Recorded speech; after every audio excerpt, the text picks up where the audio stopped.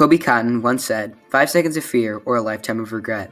Have you ever been on a ride that takes you up 300 feet, crashes you over the edge, and plummets you down the hill into an inversion, trusting with your life that the scream machine doesn't break?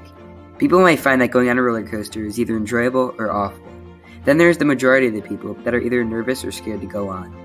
I believe in riding the roller coaster and overcoming your fears. One summer day, long ago, our family was going to our local amusement park. It was located an hour away, so we wanted to get up early and beat the lines.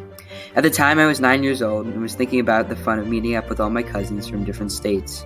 We met up at the usual McDonald's right outside the park's gates.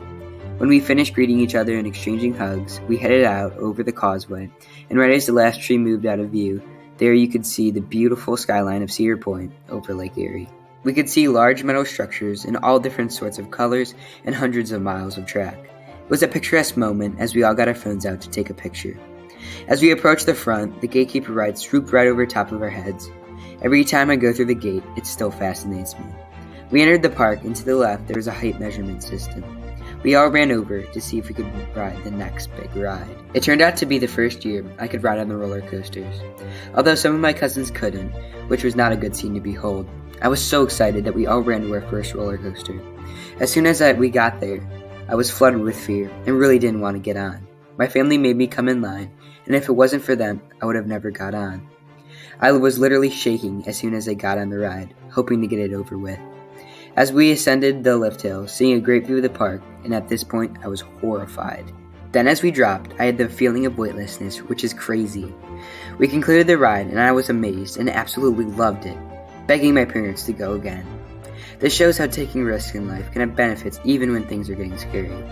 At the time, I identified the roller coaster as a risk, and now roller coasters are one of my favorite things. Whenever fear inside me escalates, like going up the crank lift, I remember to take that fear and transform it into excitement. I also try to enjoy that fear. Like when I was riding my first roller coaster, I was trying to get it over with, and I missed out on the fun experience of enjoying that one ride. My family also made it easier to overcome my fears, because I wouldn't have gone on that roller coaster if my family wasn't there to talk about it. The same year, I was out throwing the ball with some of the kids on the street. My parents told me to go in the backyard to do it. I complained and didn't want to. Then, trying to be cool in front of my friends, I threw the baseball as hard as I could. I still remember the look on one of my friends' face as the ball smashed through the window. From this experience, I learned 1, not to throw a baseball on the driveway, and 2, your family is always there for you. They have taught me how to act as a person and really taught me these values. I believe in the value of family. Right after I broke the window, I ran inside and was honest about what had just happened. Being honest means that you are truthful and sincere, even if the effect is a negative outcome for you.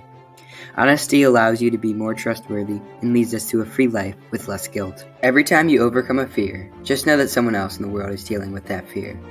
Every time you are being honest with someone, just know it is the right thing to do. Every time you see family, make sure you know how much you appreciate them. It makes you feel so much better at the end of the day.